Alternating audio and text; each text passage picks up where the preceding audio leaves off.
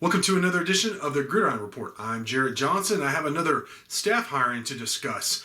Emmett Jones was announced Monday night that he was returning. Zach Kidley was announced that he was returning to Texas Tech. Emmett Jones as well. Jones, of course, who got his start just like many coaches on the staff, on Joey McGuire's new staff, in the Texas high school football ranks and in the Dallas area. Let's see, Seagoville, Dallas Lincoln, and then, of course, South Oak Cliff, where he really made a name for himself, first as an assistant and then as a head coach of, I think he compiled a 30-8 record, and then took, stock on some deep playoff runs. And look, just to be quite honest, my dad played at South Oak Cliff way back in the day in the 60s. He was an all-state defensive lineman, going to play TCU. I know.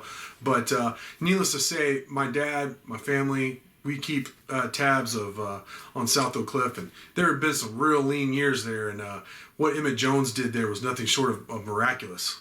And they're still rolling, what they built there at South Oak Cliff was really special. So I'm a huge fan, as you'd expect, of Emmett Jones.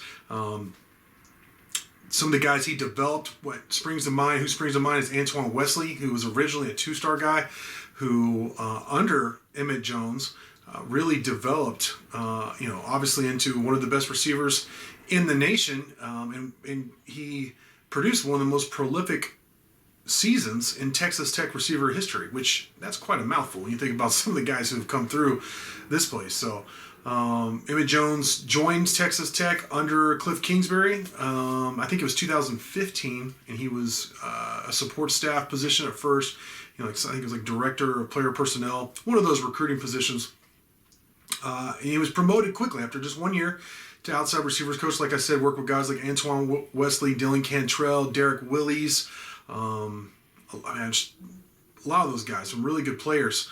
And then, of course, he recruited well. The guy who stands out to me at Texas Tech, who he recruited, was Eric Ezekama, 4-star recruit, who would go on to be an all Big 12 performer, and a guy you never have to worry about off the field, just a really good, solid dude. And, look, he's got a bright NFL future ahead of him. Easy does. So, Emmett Jones then, he wanted to stay. I mean, I could tell you this isn't speculation.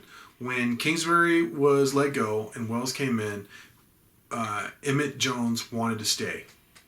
They went a different way. The Wells staff went a different way, and that happens. So he went to Kansas, and he had a lot of success there. He was promoted. He did several things. Receivers coach. He was also the passing game coordinator. And he even served as interim head coach there between staffs. And he was retained by Coach Leopold, who's, let's face it, he's doing some good things for Kansas already. So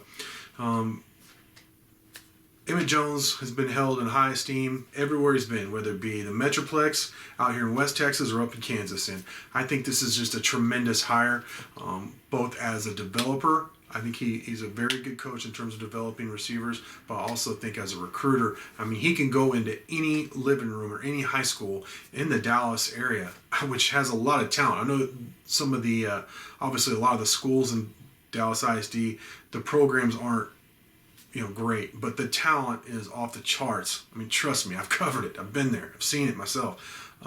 It really is. And Emmett Jones, has as good a rep as anybody. So obviously what a huge hire, both in terms of just as a coach and then as a recruiter for Texas Tech. So Joey McGuire is putting together one heck of a staff here at Texas Tech, and I think it's going to be, it's really exciting for everybody. I'm really excited for Texas Tech fans and all Raiderland. So, there's more hires coming. I think they're going to be exciting too. You can, of course, check on the board Inside the Red Raiders for the latest. So with that, I want to thank you for watching, and until next time.